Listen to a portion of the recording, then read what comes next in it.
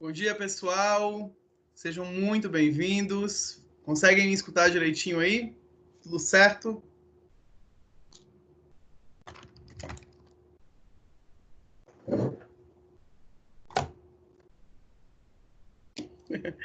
Os meninos estão me respondendo aqui pelo chat que tá tudo certinho, sim. Conseguem me escutar. Muito bem. Vamos lá para nossa aula de hoje, né? A gente, no nosso último encontro, terminou aqui nessa parte onde a gente começou a falar sobre a questão da comunicação como uma das variáveis do nosso comportamento organizacional. Hoje a gente volta novamente para esse assunto, que é um assunto super legal e ao mesmo tempo bastante amplo para a gente discutir aí em dois encontros. Antes da gente dar início efetivamente ao nosso conteúdo de hoje, eu tenho alguns avisos importantes para dar para vocês, tá certo? O primeiro deles é que o calendário acadêmico está confirmado e as nossas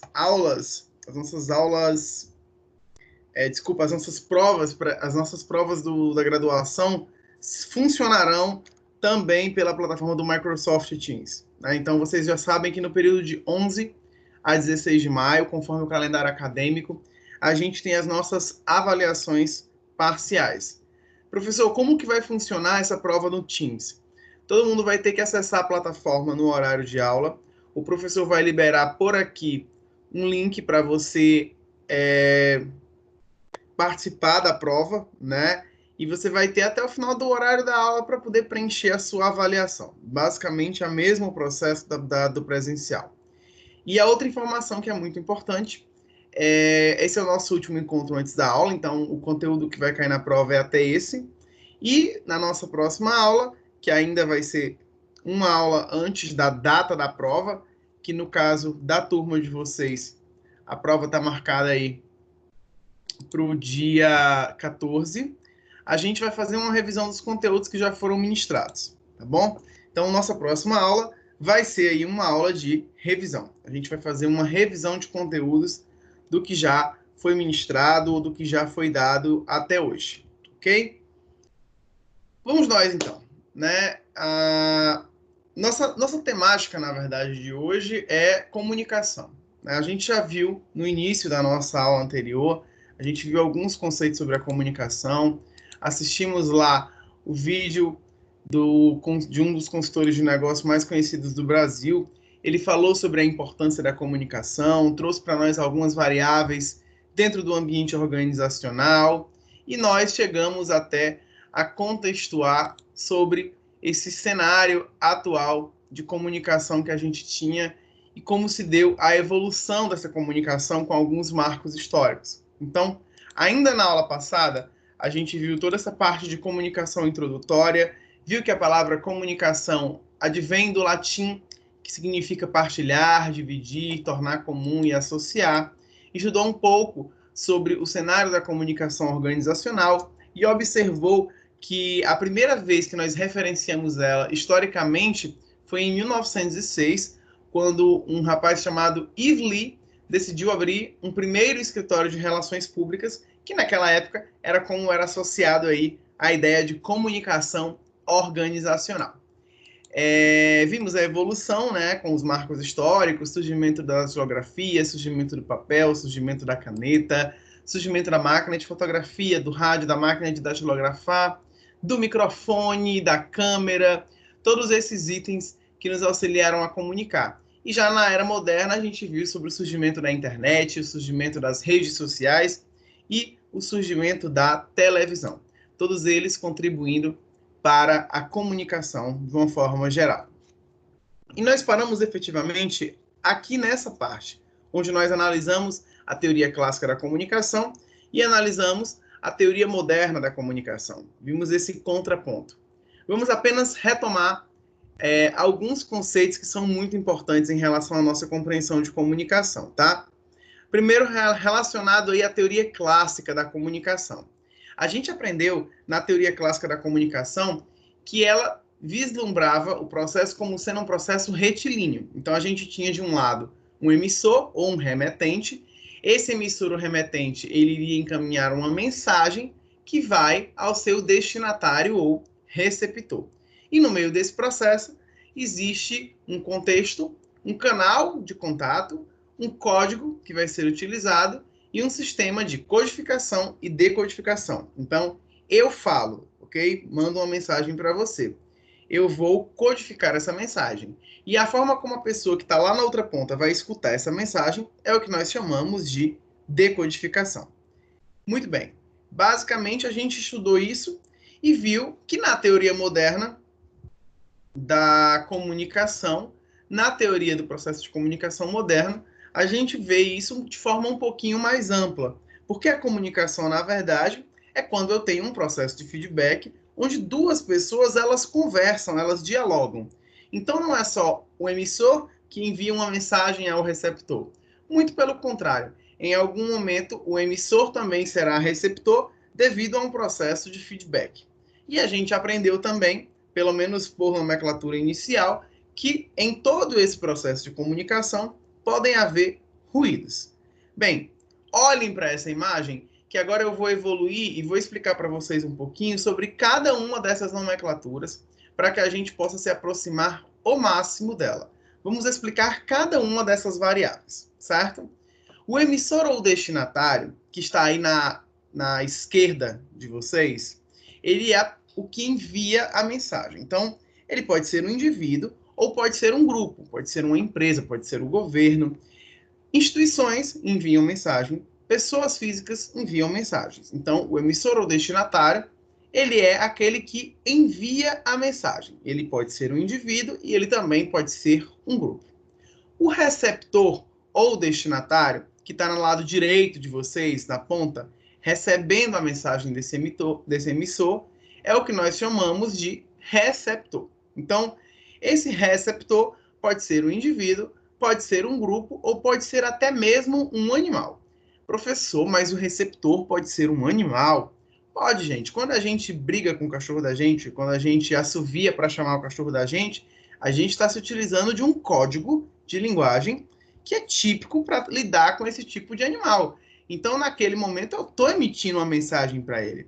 O código pode ser um assovio ou pode ser um estralar de dedos, mas não deixa de ser um tipo de comunicação. Também é um código, tá certo? Para que vocês entendam essa relação aí entre emissor e receptor de forma muito mais ampla do que o que de fato vocês podem perceber nessa imagem. Bem, no meio, entre o emissor e o receptor, a gente tem a mensagem.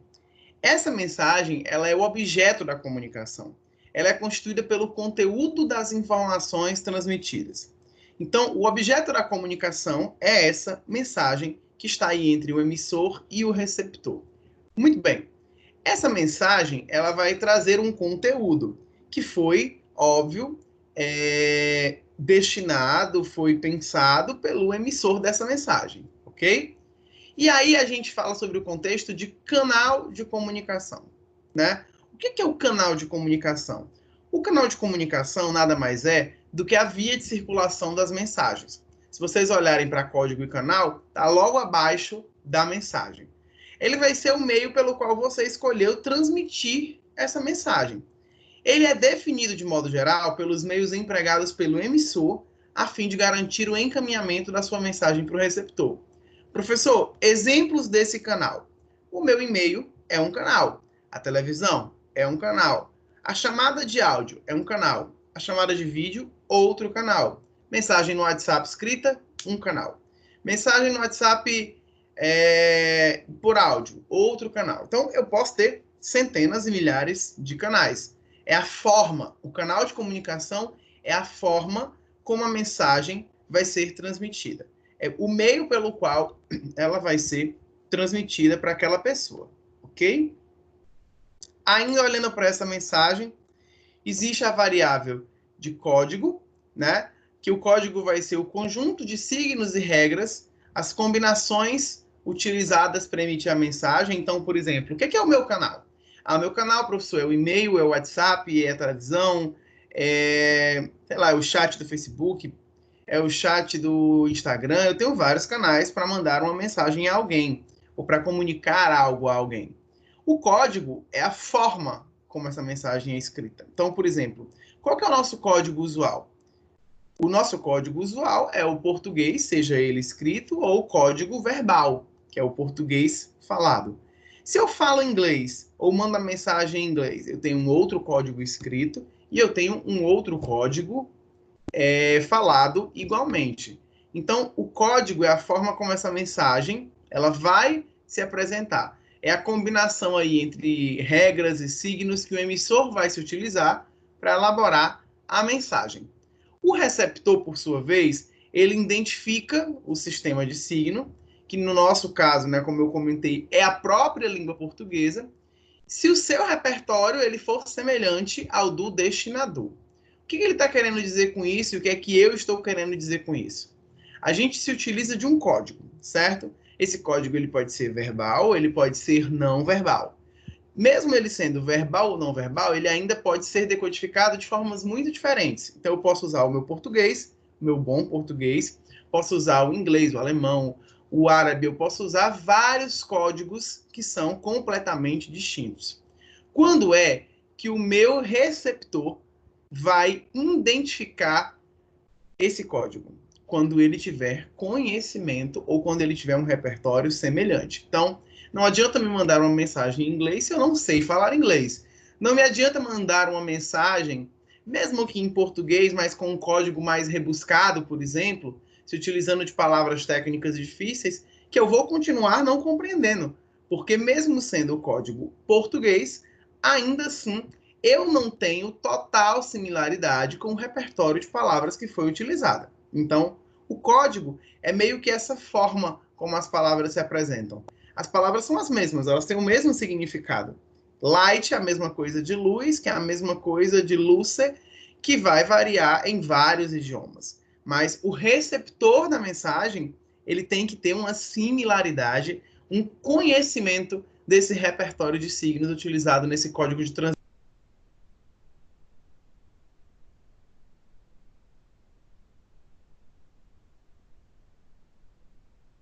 Professor? Tá mudo. Ficou sem voz.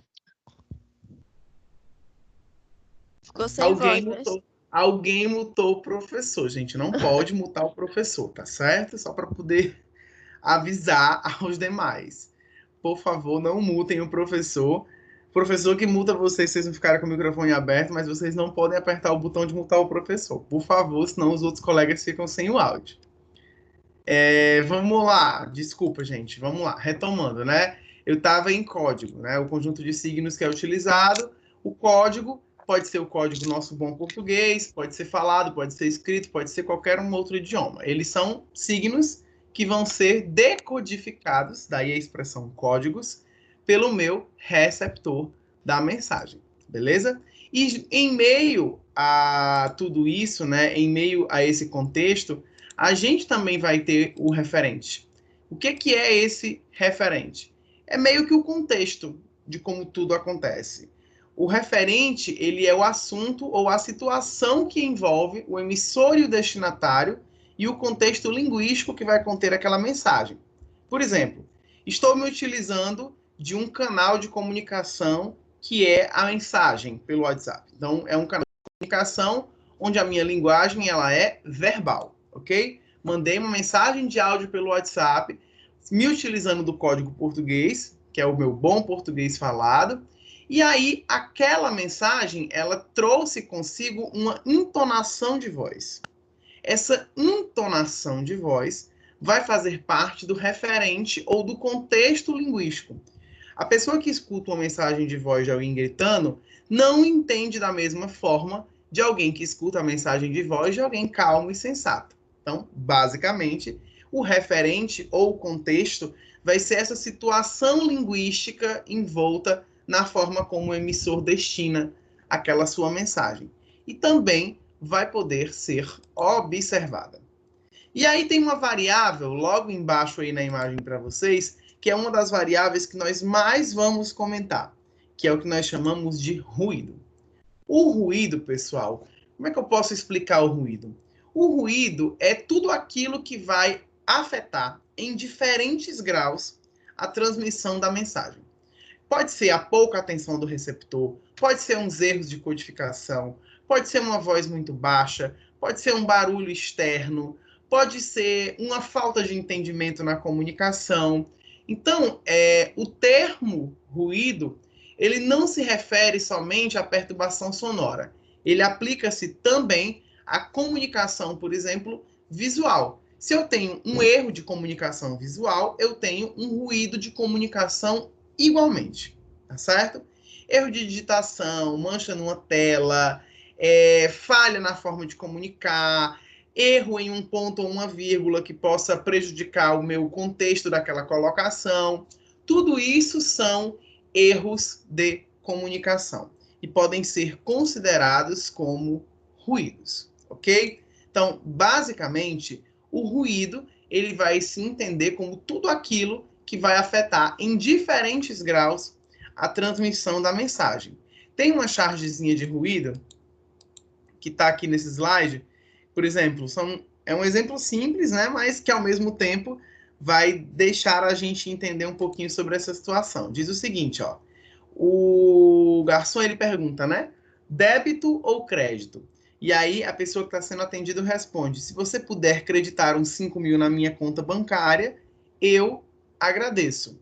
Então, é uma falha de comunicação simples que ao mesmo tempo pode acontecer no nosso dia a dia. Então, o ruído vai ser qualquer tipo de falha de comunicação que afete em diferentes graus a transmissão dessa mensagem. Vamos explicar as variáveis, né, dessa comunicação ou dessa informação. Ainda tem uma delas que está pendente. Lá na imagem inicial que vocês viram, deixa eu voltar lá para poder vocês não perderem a visualização. Nessa mensagem que vocês viram, que é o processo de comunicação como nós o vemos na fase moderna, tem o processo de feedback. O feedback, como a gente já conhece muito bem, eu já escuto falar muito bem, ele parte do pressuposto de que o processo de comunicação, ele pressupõe o que nós chamamos de diálogo entre o emissor e o receptor. Quando eu tenho um diálogo entre o emissor e o receptor, eu automaticamente tenho uma forma de feedback. O primeiro formato do feedback é justamente o diálogo. Alguém fez alguma pergunta? Deixa eu ver aqui. Muito bem. Deixa eu mandar aqui o slide para vocês. Que vocês estão. Eu mandei a aula passada, imaginei que vocês, por acaso, ainda tivessem, mas eu sei que é mais difícil de localizar. Vou mandar aqui no chat, então, gente, os slides da aula, né? Porque aí, se vocês, por acaso, não conseguirem acompanhar aqui, vocês baixam no celular e fazem o acompanhamento por aí, tá bom?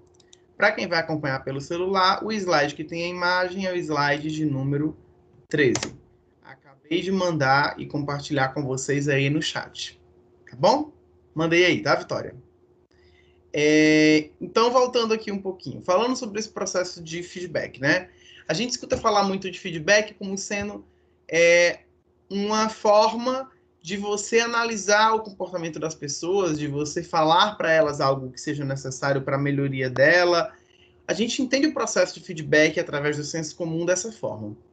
O processo de comunicação por si só, ele já pressupõe esse diálogo entre o emissor e o receptor. Então, se eu tenho um diálogo entre emissor e receptor, eu tenho automaticamente um processo de troca, ou um processo de feedback. Por essa diferença básica entre comunicação e informação, fica fácil da gente perceber que a informação ela apresenta um nível de credibilidade menor, pois não é possível de imediato, por meio dela, apurar, discordar ou mesmo aprofundar. Resta-nos unicamente acreditar no que está sendo informado. Então, quando a gente fala de comunicação versus informação, a gente tem duas perspectivas completamente diferentes. A informação, no processo de informação, eu não tenho esse feedback. No processo de comunicação, eu tenho esse feedback. Professor, como que a gente pode contextualizar isso dentro do ambiente de negócios? É muito simples. Se você emitiu um comunicado, e aí é um comunicado, né? Se você emitiu um comunicado para os colaboradores da sua empresa, informando sobre algo, e não abre um precedente para que eles retornem de alguma forma aquela informação, para que eles se comuniquem a respeito dela, você não está comunicando, você está informando. Como é que surge o ruído? Quando eu mais informo do que comunico, as pessoas podem ficar com dúvidas, as pessoas podem ter indagações, as pessoas podem ter problemas que poderiam ser sanados através de uma comunicação. Mas como que você emitiu para aqueles colaboradores foi uma informação, sem nenhum tipo de precedente do uso de feedback entre o receptor e o emissor, automaticamente aquilo pode gerar inquietações nas pessoas. E ao invés de realizar um processo de feedback, ou um processo de comunicação propriamente dito, onde há uma troca de mensagens, aquela pessoa automaticamente absorve a informação de forma muito clara e ela faz a comunicação com outros colegas que estão ao seu redor. Então, por exemplo, um exemplo prático disso, né? Estou emitindo uma comunicação sobre, sei lá, benefícios de uma empresa. Aí, o que aconteceu? Eu emiti a informação, emiti um comunicado, alguma coisa do tipo, mas não foi um diálogo entre os supervisores e os seus colaboradores. Foi uma mensagem. Chegou uma mensagem através do e-mail ou através do flanelógrafo. Ótimo, foi o que aconteceu. Então, nesse momento, aquele colaborador, ele não tem uma comunicação direta com quem emitiu aquela mensagem ou com alguém que possa esclarecê-lo sobre aquela mensagem. A reação imediata dessa pessoa é comentar com o colega que está do lado. Então, ele vai perguntar para o colega, você viu aquele comunicado? O que você acha? Vai ser assim, assim? Não, eu acho que vai ser assim. E aí começa o surgimento do que nós chamamos de redes de rumores, né? E começam a surgir os ruídos.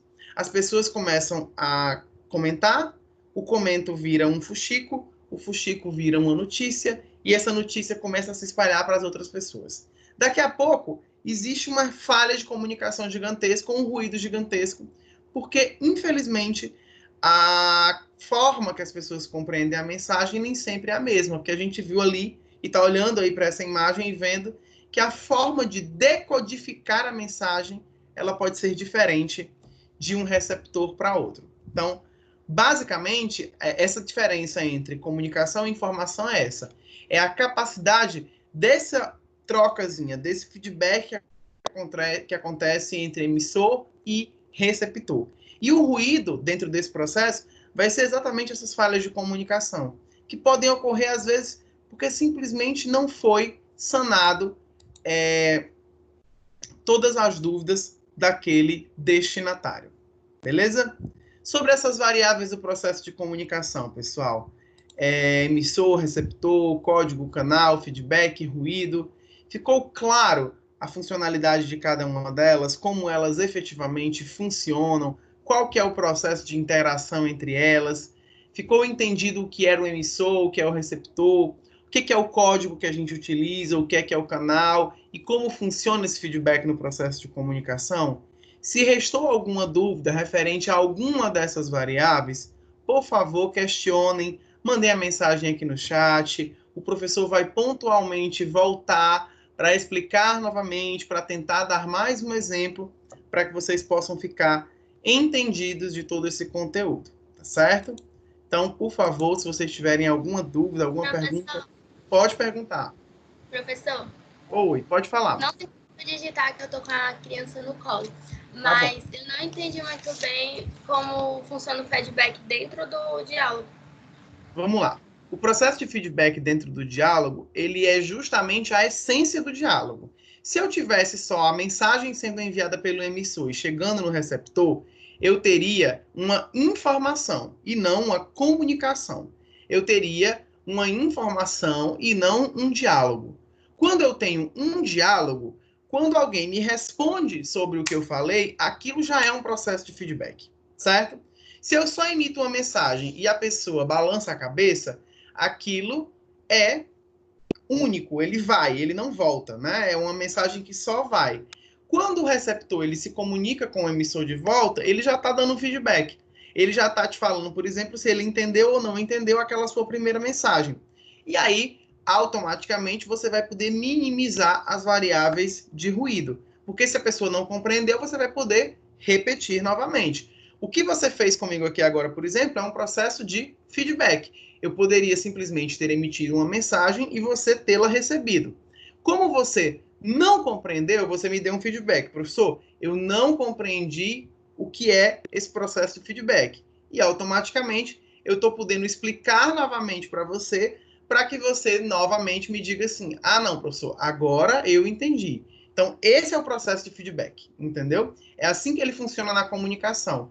Ele parte do pressuposto de que as pessoas podem dialogar, elas podem trocar informação, trocar mensagens e não somente recebê-las, tá bom? Professor, eu perdi só a parte do canal, pode explicar, por favor? Vamos lá. O canal de comunicação é o meio pelo qual a mensagem vai chegar até a pessoa, tá certo? Então, por exemplo, o que é um canal? O meu e-mail institucional é um canal. O quadro de flanelógrafo é um canal. A mensagem mandada pelo WhatsApp, o WhatsApp é um canal. Ah, o chat do Instagram é um canal. O chat do Facebook é um canal. São os meios de propagação dessa mensagem. Os canais serão os meios de propagação dessas mensagens. Nós devemos escolher o tipo de canal adequado para cada finalidade de mensagem, tá certo? Então, o canal vai ser o meio pelo qual essa mensagem ela se propaga. Se eu vou dar uma mensagem através de uma ligação telefônica, a ligação telefônica é o meu canal. Se eu vou mandar através de um e-mail, o e-mail é o meu canal. Uma notificação através de uma intranet, a intranet é o meu canal, ok? Ok, obrigado. Nada. Mais alguma dúvida, pessoal, para poder a gente passar para frente? Se vocês tiverem, podem perguntar também, não tem nenhum problema. Ou então mandar aqui no chat que o professor vai respondendo automaticamente, tá bom?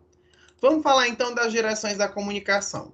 Entendemos o processo de comunicação, vimos cada um dos elementos que o compõem, compreendemos como eles se relacionam e a gente vai falar um pouquinho agora das direções da comunicação. A comunicação, ela pode se apresentar em diferentes níveis de fluidez, né? Ela pode fluir, por exemplo, vertical ou horizontalmente. Ela pode vir de baixo para cima, de cima para baixo, ela pode ser entre os pares, ao lado. Então, a dimensão vertical, ela pode ser dividida entre direção ascendente e direção descendente. A direção ascendente é quando vem de cima ou de baixo para cima e a descendente de cima para baixo. Então, vamos ver um pouquinho sobre cada uma dessas. Quando a comunicação ela é descendente, ela vem através de uma ordem. Se a comunicação que flui dentro de uma organização vem dos níveis mais altos para os níveis mais baixos, essa comunicação ela é descendente. Professor, quando o senhor fala de comunicação descendente, o senhor está falando de informação descendente? Eu posso estar falando das duas perspectivas. Em algumas empresas, a gente tem informação descendente. É um comunicado que partiu da alta gestão e que vai chegar lá no primeiro nível, que é o pessoal da frente de loja, como se fosse um aviso. A gente não tem uma comunicação, a gente tem uma informação. Porém, em algumas outras empresas, a gente tem, de fato, uma comunicação descendente, onde mesmo o comunicado vindo da alta gestão da empresa, existe uma abertura para que o colaborador lá do nível mais baixo da empresa consiga dar um processo de feedback sobre aquele comunicado, consiga falar de volta sobre aquele processo. Mas, essencialmente, essa ideia dos fluxos de comunicação parte do pressuposto de onde vem a comunicação. Então, nesse sentido, se a comunicação vem da alta gestão para os setores menores, essa comunicação ela vai ser uma comunicação descendente. Se, porventura, essa comunicação vier da base da empresa para os escalões mais altos da organização, a gente vai ter o processo inverso. A gente vai ter uma comunicação ascendente. Qual que é a função da comunicação ascendente? A comunicação ascendente, ela mantém os dirigentes informados sobre como os funcionários se sentem em relação ao seu trabalho, seus colegas e a organização de uma forma geral. Exemplo de comunicação ascendente, pessoal. Como eu falei, a gente acha que comunicação é só o ato de falar, de conversar com as pessoas. E não é. Comunicação envolve tudo. Envolve campanha, envolve mídia, envolve relatório, envolve até o assovio do cachorro, é um processo de comunicação, tá certo? Então, um exemplo de comunicação ascendente muito comum nas empresas são os relatórios de desempenho, os relatórios de caixa, aquelas tagzinhas de sugestões que os colaboradores colocam. Aquilo é um tipo de comunicação que vai sair do bloco mais baixo da minha empresa, né, do nível operacional, e vai em função ao nível estratégico ou nível tático para fazer-se um uso dessas informações. Então, o relatório gerencial para mim, que eu preencho lá no atendimento, que fala a quantidade de vendas de cada produto, que me dá um feedback sobre quanto foi vendido e como foi vendido, para mim é um relatório normal. Mas para o diretor da empresa, para o gerente, aquele relatório é uma análise de desempenho da equipe, é uma análise de desempenho da empresa, é algo que pode servir para o planejamento a longo prazo. Essas informações, então, quando elas partem da base da pirâmide e vão em destino aos níveis mais altos da empresa, são comunicações que nós chamamos do modelo ascendente, certo? Então, basicamente, essas comunicações serão aí ascendentes. E em paralelo, pessoal, né, no mesmo nível, né, na verdade, a gente tem a dimensão horizontal, né? O que é essa dimensão horizontal? É a lateralidade da minha comunicação. É a minha comunicação com os meus pares. Essa comunicação a gente chama de comunicação lateral ou comunicação horizontal. É a comunicação que vai se dar entre os membros de um mesmo grupo, entre os membros de uma mesma equipe. São pessoas que estão no mesmo nível, certo? Estão trabalhando juntas, estão em grupos de trabalho similares. Essas pessoas podem estar dentro de um mesmo grupo de trabalho ou em grupos de trabalho distintos. Por exemplo, a gente tem a gerência média, certo? A gerência média, eu tenho a gerência média comercial, a gerência média de produção e a gerência média de planejamento. São 3 gerências médias. Cada uma é um grupo de trabalho distinto. Mas as pessoas que estão nesse mesmo nível de gerência média se comunicam entre si. Ainda assim, é o que nós chamamos de comunicação lateral ou horizontal. Ela normalmente é utilizada nas empresas para facilitar o processo de entendimento das informações. E para facilitar, em alguns casos, a burocracia, a hierarquia, para agilizar as ações, enfim.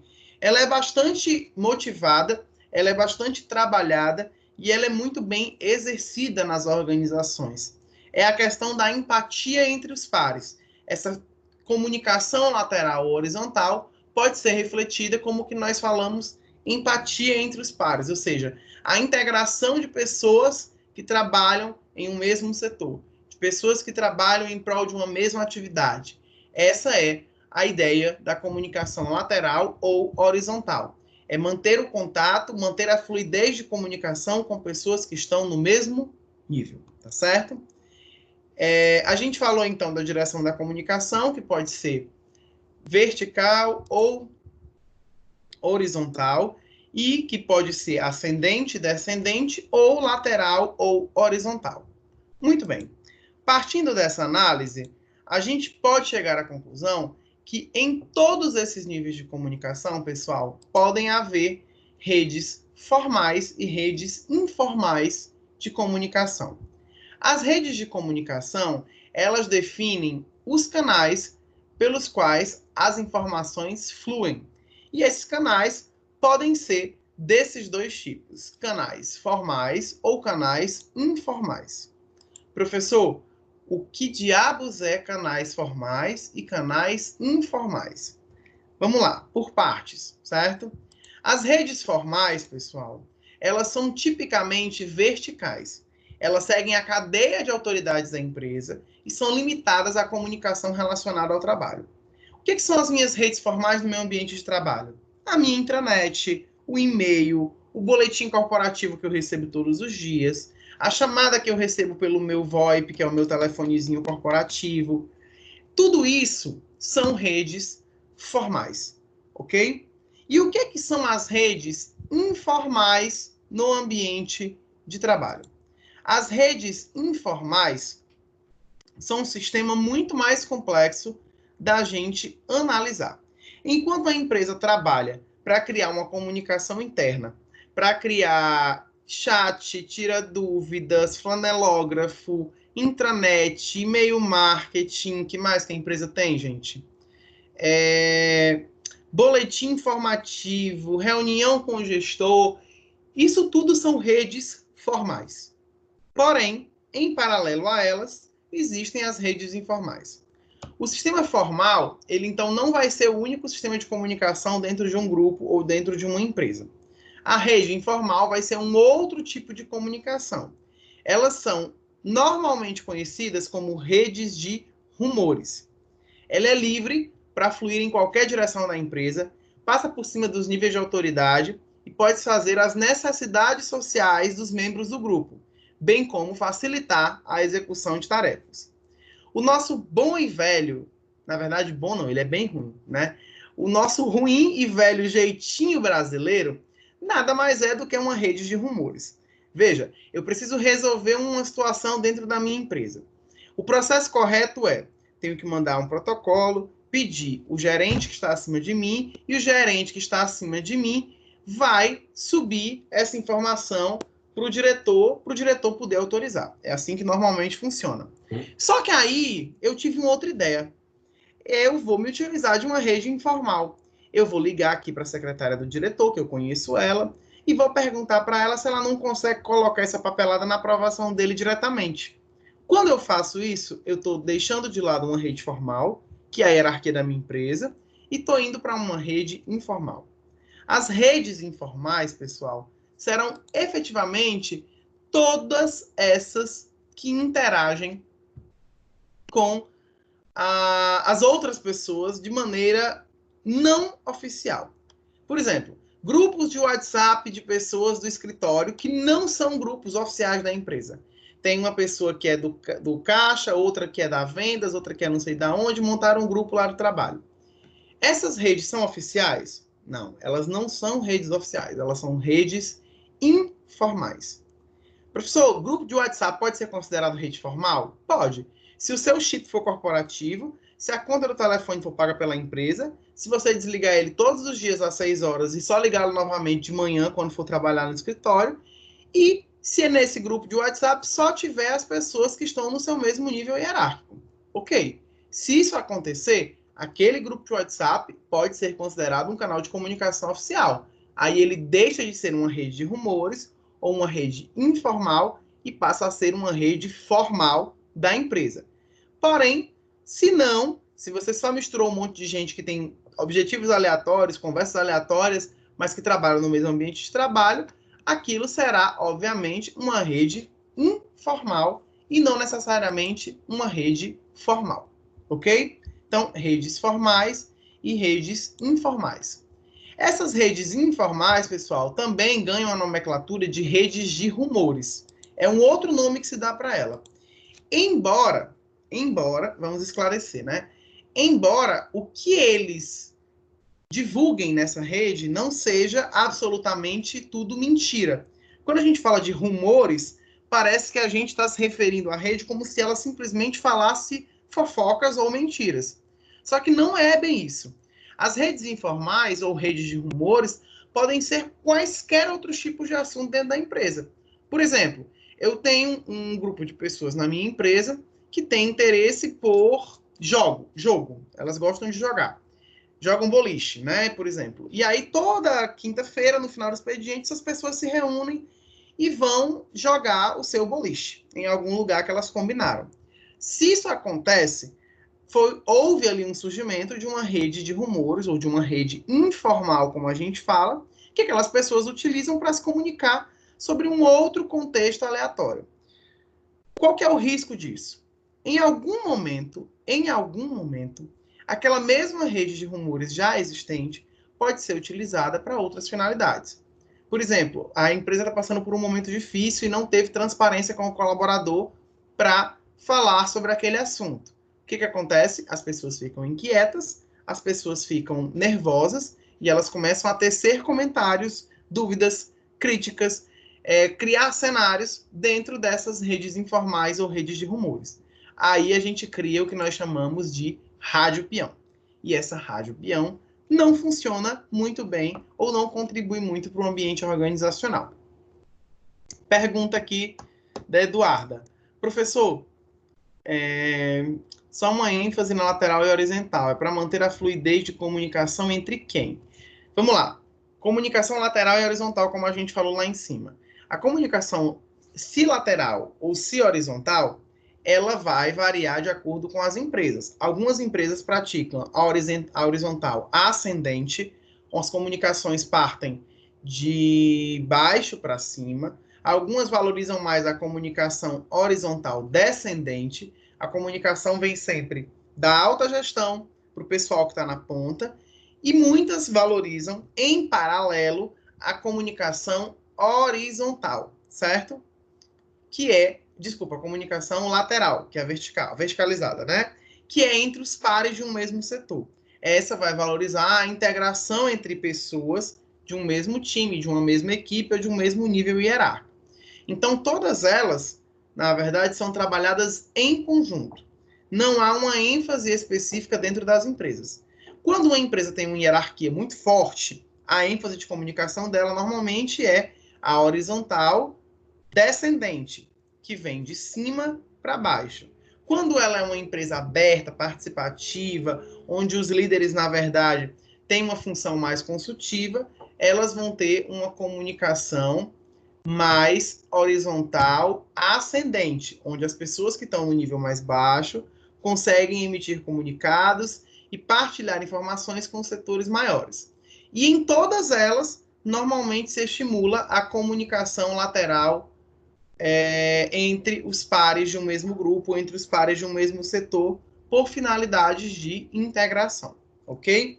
Apenas retomando aí para responder a pergunta da Eduarda sobre a forma, né, como esses fluxos se dão dentro das empresas.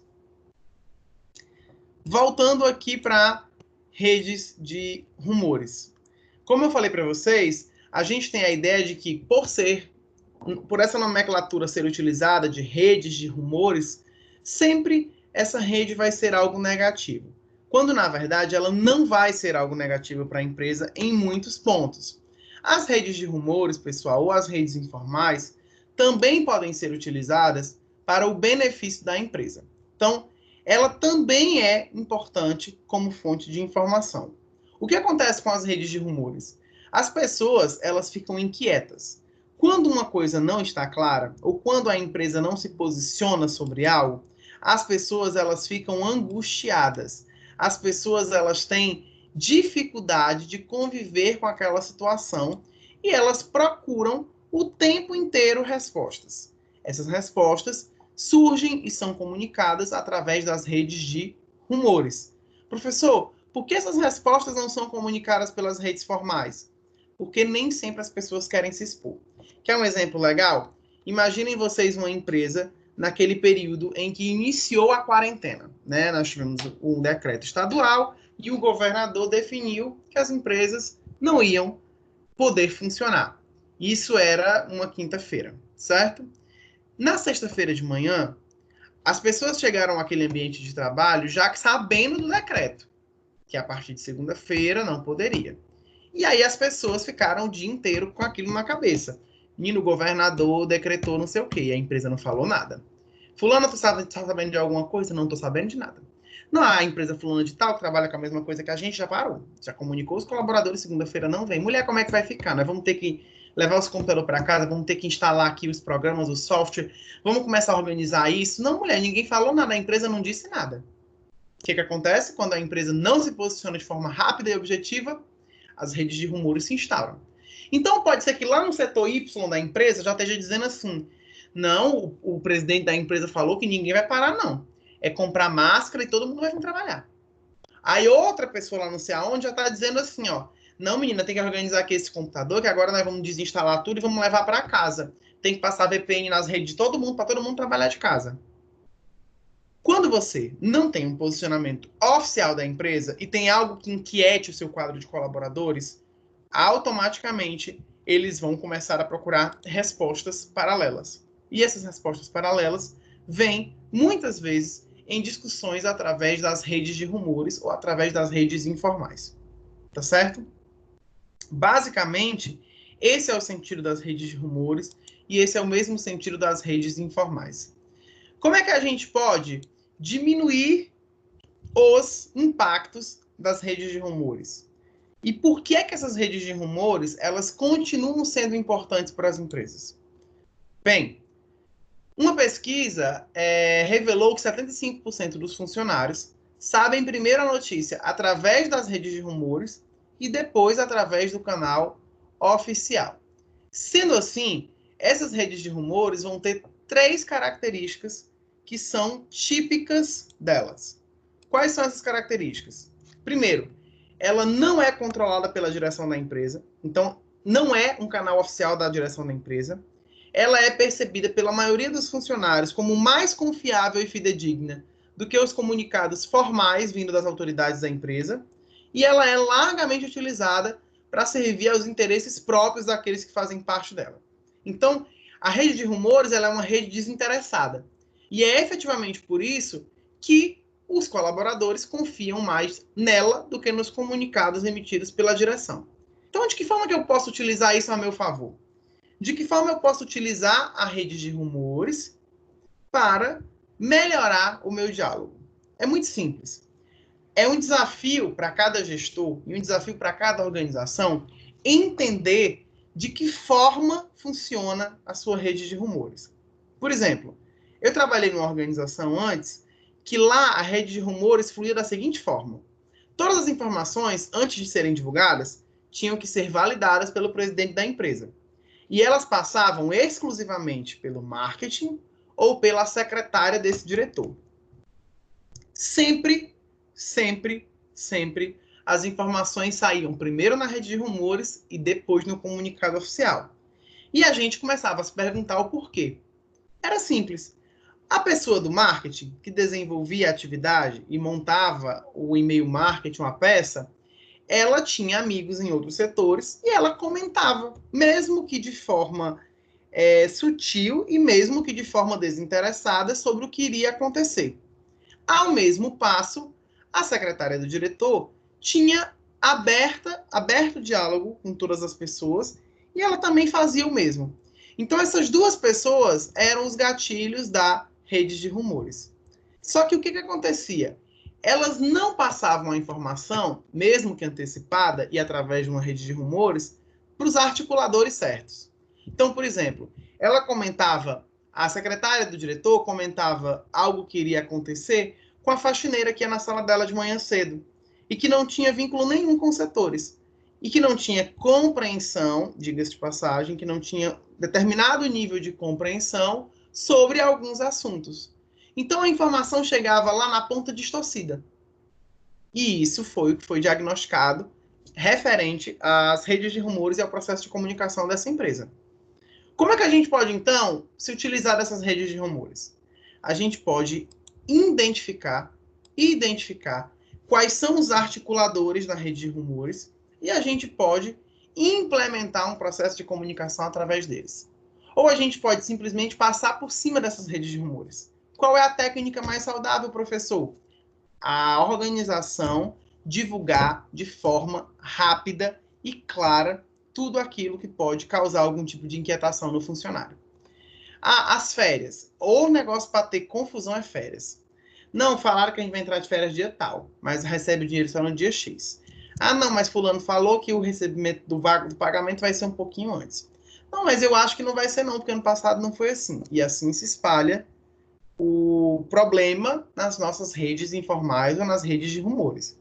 Como é que se minimiza isso, professor? É simples. Você cria uma estratégia para deixar as férias de todo mundo agendada antes do período e você cria um comunicado informando para todo mundo ou pede que os gestores conversem com as pessoas falando sobre qual é o prazo de pagamento, por exemplo, das férias e do 13º. Quando você faz isso, você minimiza as dúvidas, as pessoas ficam menos inquietas e você pode se utilizar daquilo a seu favor. Mesma coisa funciona para as redes de rumores. Se eu não tenho tempo de preparar um comunicado ou de fazer determinada coisa, eu vou pegar a informação correta, a informação verídica, e eu vou conversar com aquelas pessoas que eu sei que são as que vão levar para os outros. Certo? Então, a rede de rumor, dependendo da instituição, ela deve ser estudada e ela deve ser excessivamente e massivamente trabalhada a favor da comunicação interna. Ela deve, talvez, muitas vezes, até ser utilizada como um canal de comunicação da empresa. Por quê? Porque as pessoas confiam nas redes de rumores. E porque os colaboradores estão mais próximos das redes de rumores. Elas correm o comunicado muito mais rápido do que o e-mail marketing. Elas correm o comunicado muito mais rápido do que o fonelógrafo. As redes de rumores, elas são efetivamente eficientes, por assim dizer.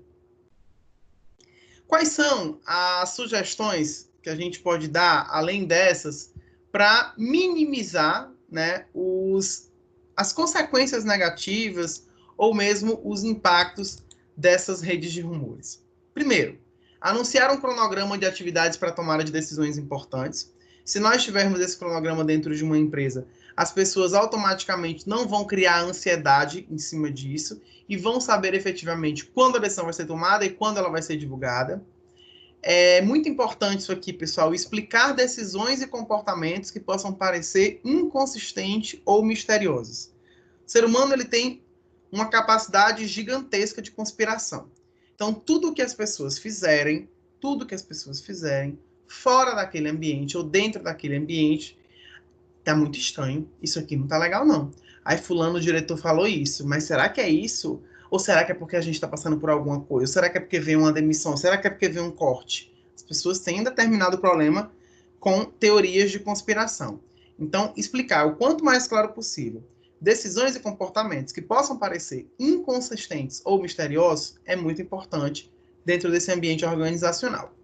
Outra variável também importante aqui, enfatizar as desvantagens, bem como as vantagens das atuais decisões e dos planos futuros.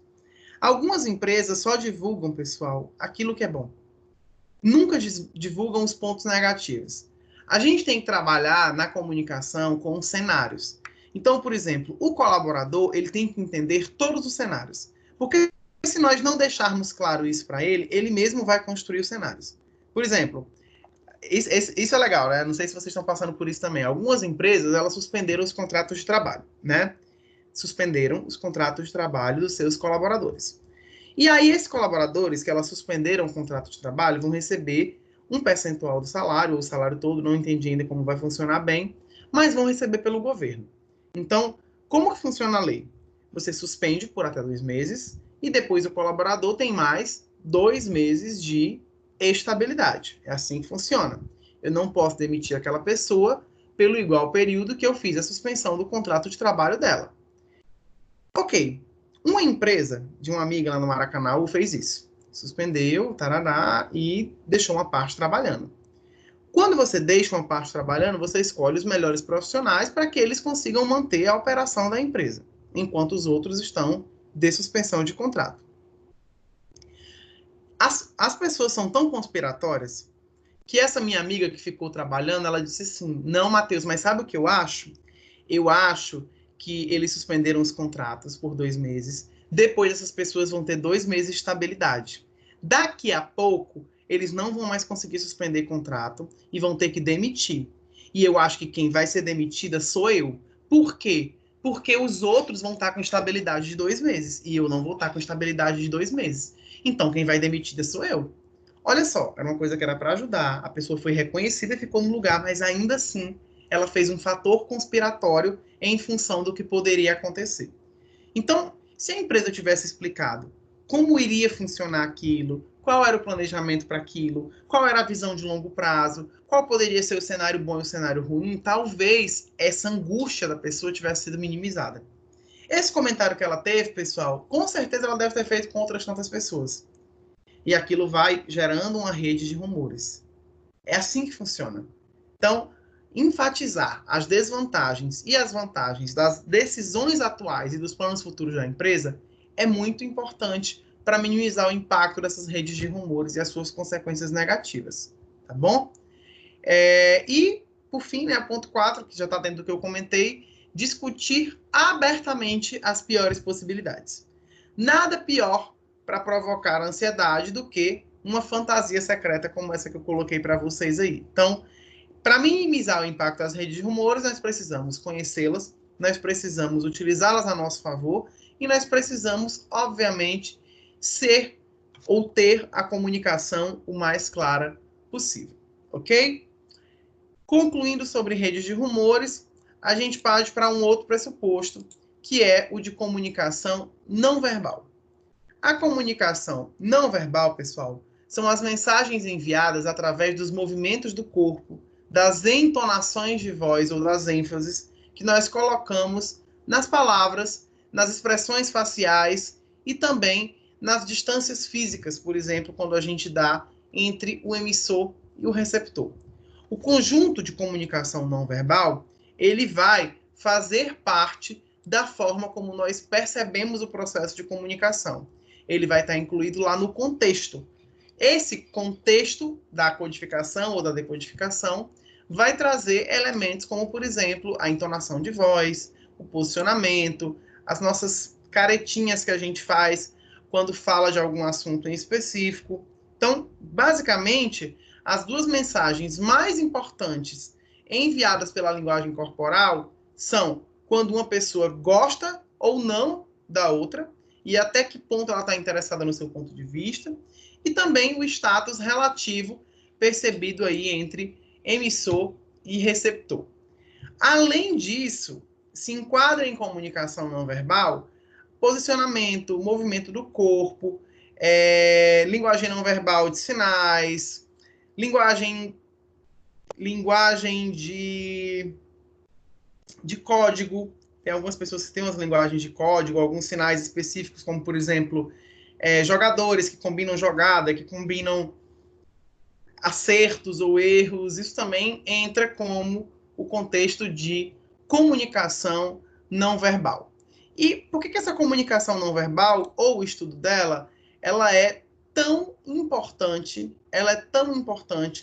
para o nosso entendimento do comportamento organizacional?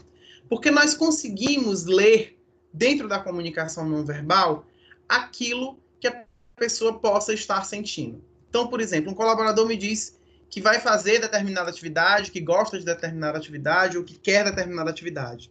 Isso é o que ele está falando, né? Isso é o comunicado verbal dele. Mas, fora isso, existe todo um contexto físico, um contexto de posicionamento, um contexto de emoções, um contexto de entonações. Tudo isso vai compor essa comunicação não verbal e vai nos ajudar a interpretar a forma como esse comunicado foi emitido, a forma como essa pessoa está se posicionando, a forma como essa pessoa está se relacionando. Entra em comunicação não verbal, por exemplo, o cumprimentar, o abraçar, o dar a mão, o fazer referência, né? O beijar. Todas essas formas são comunicados não verbais, que dizem muito sobre a forma como as pessoas se relacionam dentro das organizações. A paralinguística, ela descreve os aspectos não verbais da comunicação, que englobam, por exemplo, o tom de voz, o ritmo de fala, as pontuações e algumas outras características que vão além das palavras faladas. Então, o ramo que estuda ritmo de voz, ritmo de fala, tom de voz, essas características todas são estudadas pela paralinguística. É importante, pessoal, que o receptor ele esteja alerta, né, para esses aspectos da comunicação não verbal. Porque, efetivamente, através desses aspectos da comunicação não verbal, desses indícios não verbais, que ele vai ter um entendimento maior daquilo que está sendo transmitido pelo seu emissor. Principalmente quem trabalha com cliente. Quem trabalha com cliente, quando quer fazer uma venda, quando quer fazer um processo, essas linguagens não verbais, a forma como a pessoa se comporta, se ela bate o pé, se ela fica de birra, se ela vira a cara, se ela está desatenta. Todas essas percepções não verbais contribuem muito, muito mesmo, para o tipo de comunicação que você pode aí estabelecer com os seus usuários ou com os seus consumidores, tá certo? Então, dentro desse contexto de comunicação organizacional, a gente tem esse agravante da comunicação não verbal como sendo um dos elementos mais importantes. Sobre canal de comunicação. A gente viu lá em cima, e até eu tirei uma dúvida também de um outro colega, falando sobre o canal. O que seria o canal? O canal é o meio pelo qual a mensagem se propaga. Se a gente tivesse que dizer aqui hoje qual é o meio ou o canal mais utilizado dentro das empresas, esse canal, qual seria, pessoal? Qual seria o canal de comunicação mais usado entre as empresas? O WhatsApp.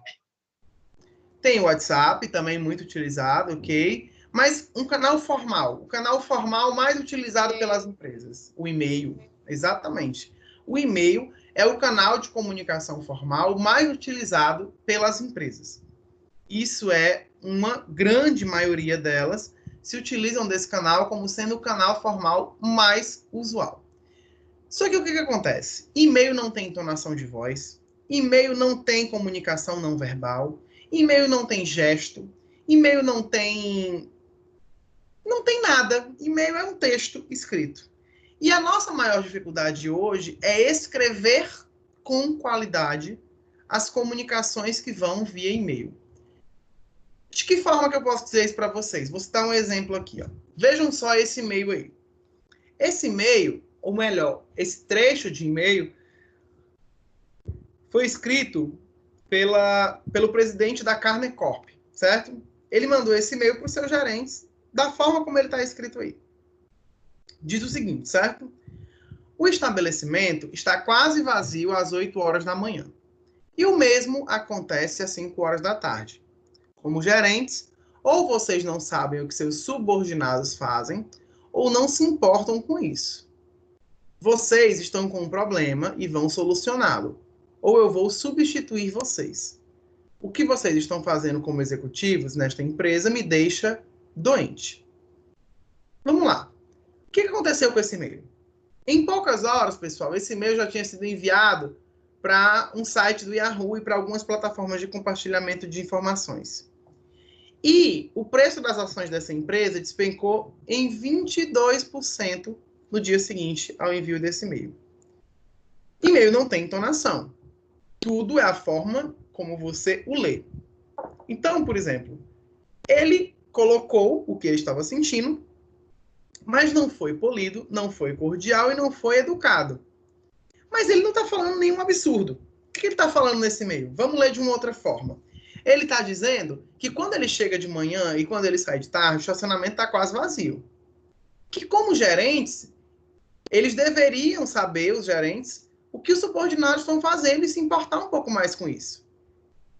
Isso é um problema e eles, como são gerentes, vão ter que resolver, senão ele, como presidente da empresa, vai substituir eles e vai resolver pessoalmente.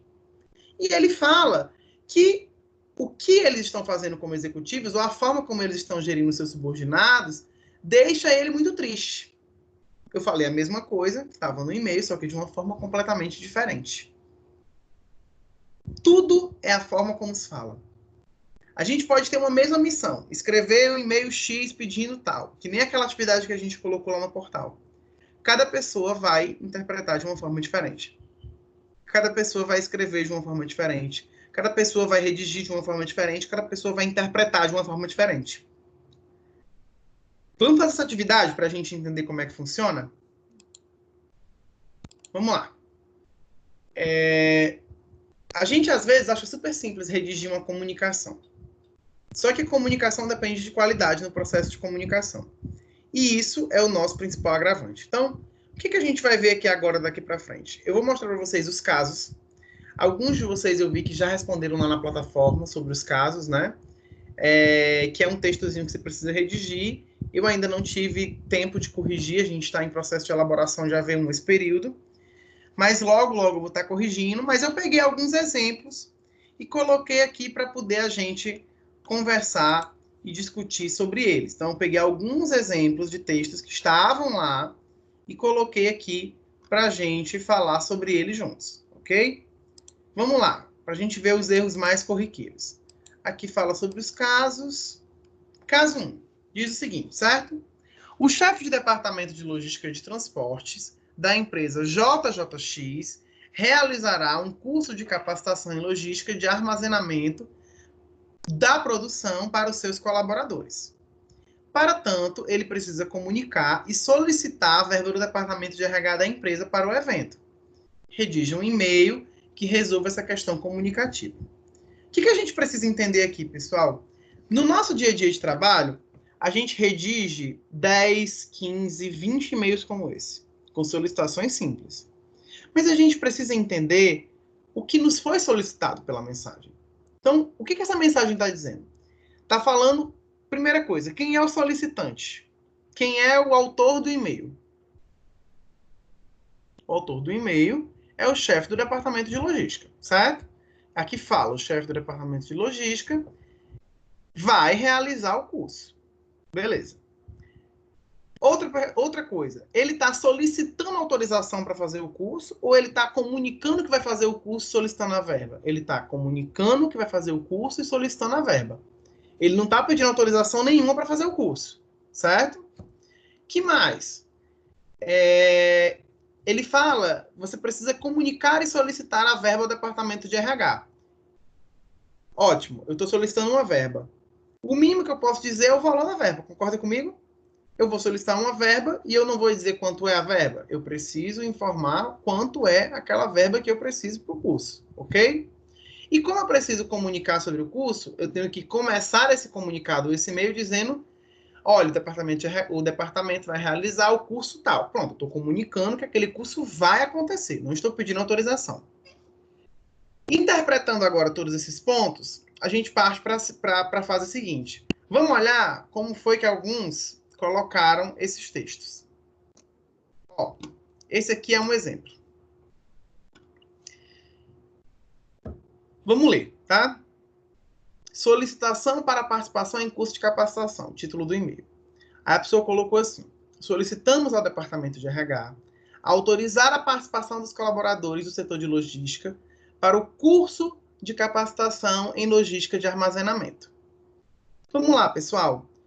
A gente está solicitando ao RH a autorização da participação ou o objetivo que estava pedindo lá era comunicar ao RH sobre a realização do curso? Era comunicar ao RH sobre a realização do curso. Então, aqui está errado. A pessoa interpretou de forma errada. Ela está solicitando o departamento de RH, quando, na verdade, a ideia era comunicar o departamento de RH. Continuando. Aí ela continua. No período de 27 e 28 de março de 2018, gentileza disponibilizar adiantamento para a organização do evento. Ok, informou a data, certo. Gentileza disponibilizar adiantamento para a organização do evento. Que adiantamento? Qual o valor? Se eu estou pedindo um recurso, e aí eu não estou pedindo... Lá não mandava pedir um adiantamento, lá mandava pedir a liberação do recurso. Não é isso? Então, não está correto a colocação. A pessoa entendeu de forma errada o que foi pedido, a comunicação inicial não foi bem interpretada, e a comunicação secundária é um reflexo disso. Então, basicamente, aqui nós temos erros que são de interpretação. Erros típicos que no processo de comunicação organizacional diário a gente também comete. Isso aqui é só um exemplo para poder a gente entender de que forma isso vai impactar dentro da nossa realidade. Tá certo? Então, isso aqui é um exemplo de uma atividade que eu tirei lá do portal, de alguém que já respondeu. Tá certo? Vamos ver outra. Assunto solicitação de verba. A pessoa colocou assim, viu através deste e-mail comunicar que o departamento de RH da empresa solicita verba para poder custear o curso de capacitação em logística. Olha só como a interpretação está equivocada. Quem é que vai realizar o curso? O departamento de logística. Aí a pessoa colocou aqui que vem comunicar que o departamento de RH da empresa está solicitando verba para o curso de capacitação em logística. ela fez o comunicado completamente inverso. Era o departamento de logística, segundo lá o briefingzinho, que deveria comunicar no RH e solicitar a verba dele. Aí a pessoa escreveu um e-mail para o departamento, que eu não sei qual é, porque ela não especificou, e dizendo que o RH precisa de verba para poder fazer um curso de logística. Então, está equivocada a interpretação. São erros comuns, tá certo?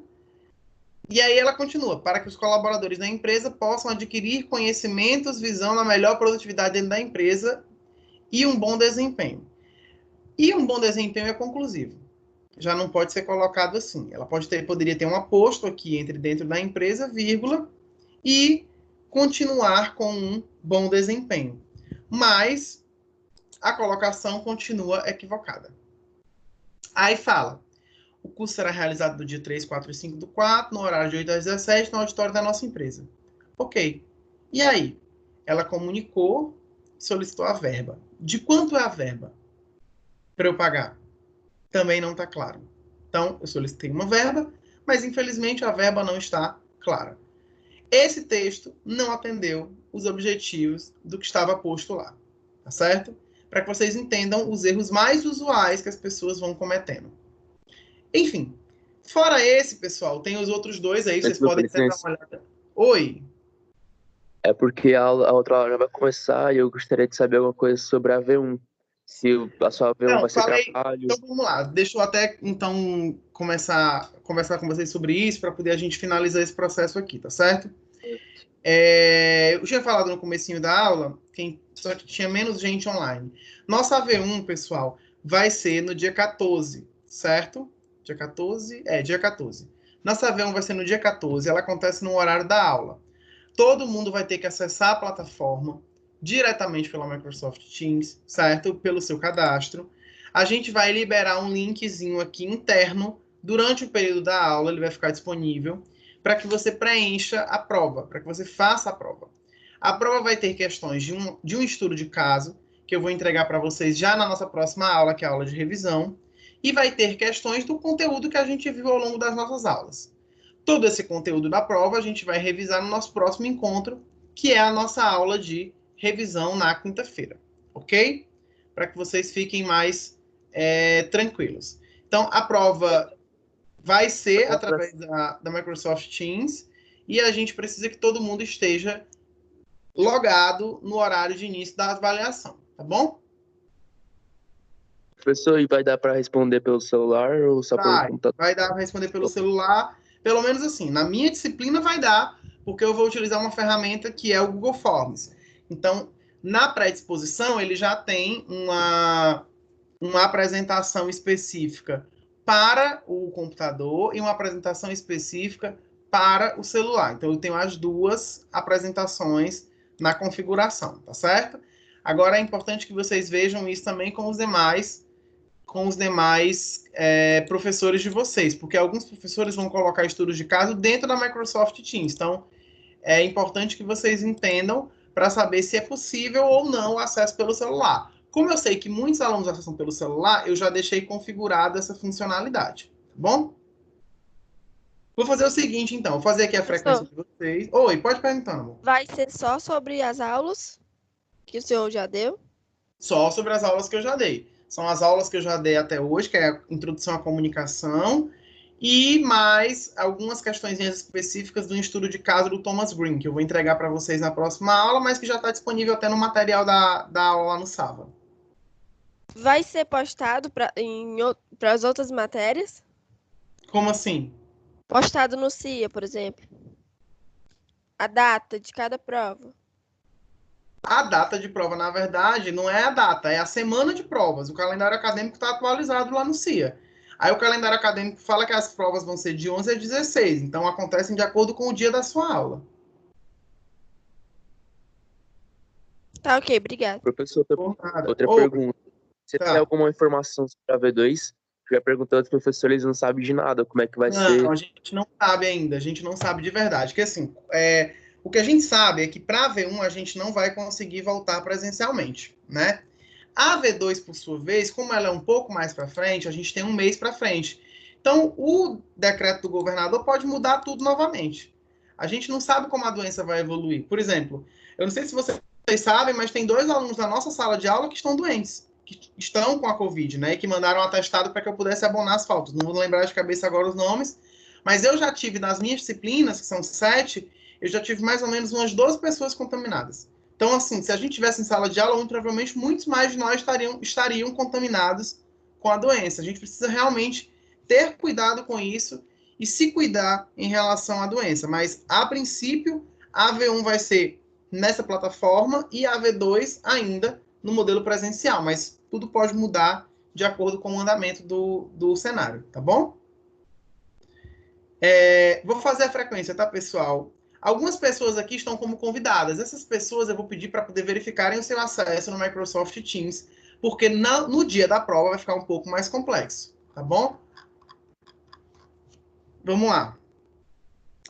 Amanda Oliveira está aqui, Ana Débora está aqui, Ana Letícia não está, Ana Lívia e Ana Luísa estão, Ana Lívia e Ana Luísa estão, Antônia Eduarda e Antônia Maria estão, Antônia Eduarda e Antônia Maria estão, Antônia Raquel e Bárbara Ellen também estão, Antônia Raquel e Bárbara Ellen também estão, Bruna Carolina e Camila Gertrudes estão. Bruna Carolina e Camila Gertrudes.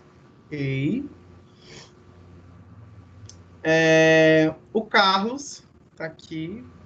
O Carlos nunca falta. E está com 5,9% de falta, Carlos. Depois eu vou corrigir. A Ednelli também está aqui. Ednelli, ok. O Fernando Douglas e a Francisca Ariadna. Fernando Douglas e a Francisca Ariadna. O Francisco Nieldo e o Francisco Wagner. Francisco Nieldo e Francisco Wagner. Giovana Nunes e Jason Moura. Giovana Nunes e Jason Moura. Ela Emanuele e Humberto Felipe. Ela Emanuele e Humberto Felipe. Ivo Gabriel e Jane Neila. Ivo Gabriel e Jane Neila. José Otônio e Larissa Gonçalves. José Otônio, Larissa Gonçalves. Lídia Ellen e Luiz Carlos. Lídia Ellen e Luiz Carlos. Malinda e Marcos Pablo. Malinda e Marcos Pablo. Maria Clara e Maria Gerliane. Maria Clara e Maria... Clara Santos, né? Maria Clara e Maria Gerliane. Mariana Fortes e Micaela Benevides. Mariana Fortes e Micaela Benevides. Mônica Maria e Natália Ribeiro. Mônica Maria e Natália Ribeiro. Rafael Lucas e Rafael Vieira. Raíssa Ferreira. Tomás Gomes. Tomás Gomes. Wanderson Alves e Vitor Lucas. Wanderson Alves e Vitor Lucas. Vitória de Virgens, Vitória Sara. Iane Batista e Yasmin Carvalho. Todos com presença lançados, pessoal. Vamos lá. Se alguém tiver mais alguma dúvida, pode me perguntar diretamente agora, senão eu vou finalizar a aula, tá bom? E deixar gravada para todo mundo que não conseguiu assistir agora. Respondendo aqui a pergunta do Neildo, né? O estudo de caso ele não vale ponto extra, ele faz parte da composição da prova. Então, 4 questões da prova, ou 3 questões da prova, vão falar sobre esse estudo de caso em específico, tá bom? Para que você possa estar ciente. Mais alguma dúvida, pessoal? Oi, pode falar. Tá baixinho, mas estou escutando. O Carlos Felipe. Eu não quis atrapalhar a chamada, mas é porque você tocou no assunto de uma porcentagem de falta minha. Foi, eu vi aqui, tem um percentual de falta, mas é porque eu devo ter lançado alguma coisa errada. Eu vou corrigir, viu? Agradeço muito. Obrigado. Tá, por nada. Gente, então eu vou finalizar aqui a aula para que os alunos consigam aí acessar os links novamente para entrar no próximo horário. Vai ficar gravada para todo mundo e nosso próximo encontro é o nosso encontro de revisão, tá certo? Não faltem a próxima aula, a gente vai receber vários feedbacks interessantes em relação à avaliação e vai revisitar alguns conteúdos que vocês possam ter dúvidas. Até lá, atualizem-se aí, leiam os slides, os capítulos, tudo que foi recomendado, para que vocês possam trazer as dúvidas já na próxima aula e a gente conseguir sanar todas elas a contento antes da nossa avaliação parcial. Tá bom? Tchau, tchau e muito obrigado.